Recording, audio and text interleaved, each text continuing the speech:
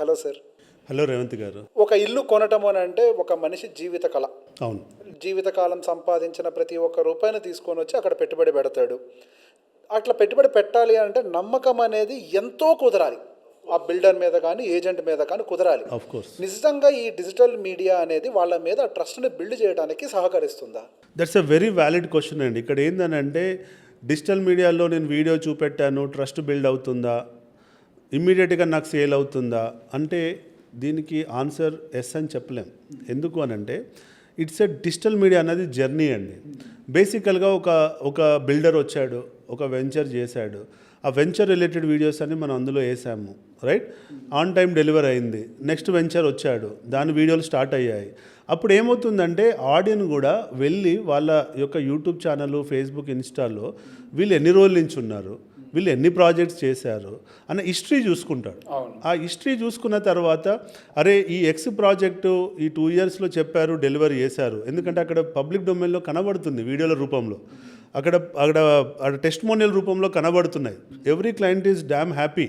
కాబట్టి ఈ రెండో వెంచర్ కూడా అలానే చేస్తాడు అనేటువంటి నమ్మకం క్రియేట్ అవుతుంది.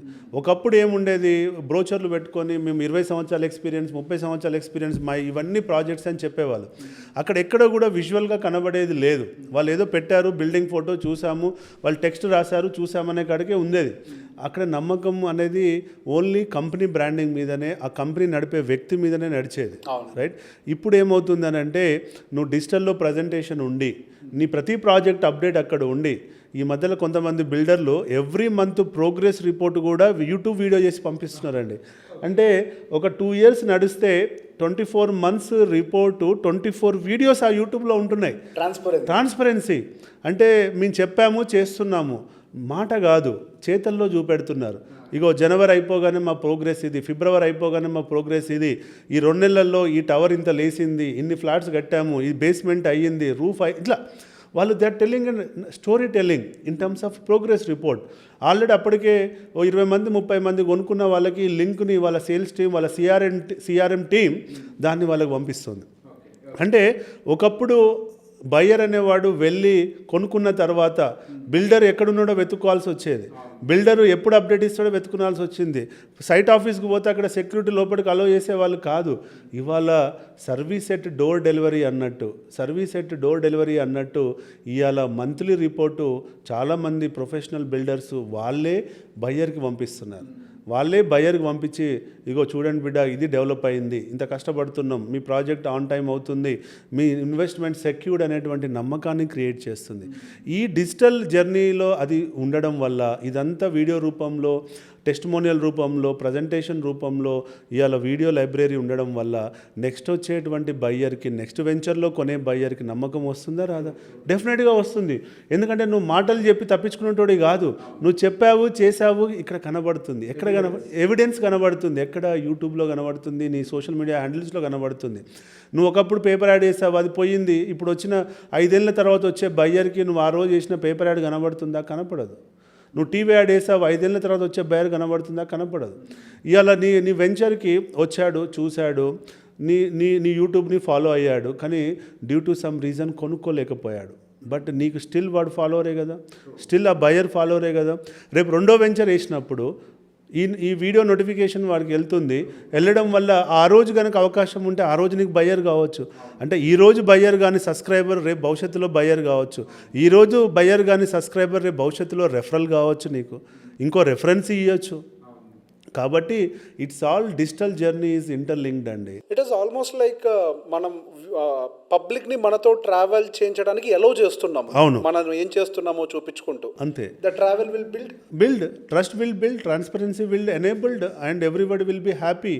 సో ఇలా మీరు అన్నట్టు ఒక డ్రీమ్ హోమ్ కొనుక్కోవాలి అంటే ఒక ప్యాషన్, అది ఎక్కడ కొనుక్కోవాలి, నా దగ్గర ఉన్న లిమిటెడ్ బడ్జెట్లో ఎక్కడ ఇన్వెస్ట్ చేయాలనే దానికి they do lot of research చేసినప్పుడు ఆ రీసెర్చ్లో నీ ప్రాజెక్టే క్వాలిఫై కావాలి అని అనుకోండి. ఫర్ ఎగ్జాంపుల్ నీ దగ్గర ఉన్న 100 ఏజెంట్స్ని ఆ పర్సన్కి బయ్యర్కి రీచ్ అవుట్ కాలా, బట్ ఆ బయ్యరు తన ప్యాషన్తో ఒక 6 నెలల తర్వాత కొనుక్కోవాలన్న పెట్టుబడితో ఈ 6 నెలల్లో కంటిన్యూస్గా రీసెర్చ్ చేస్తుంటాడు కదా.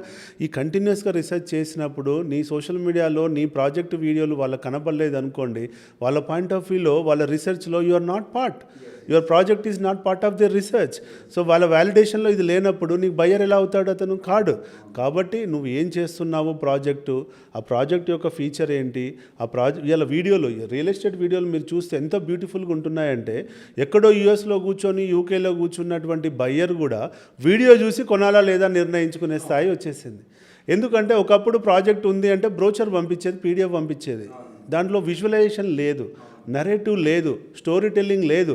ఇవాళ ఏమవుతుంది, ఇవాళ వెంచర్ల గురించి, అపార్ట్మెంట్లు, కమర్షియల్స్ గురించి బ్యూటిఫుల్ ప్రజెంటేషన్స్ వచ్చాయి.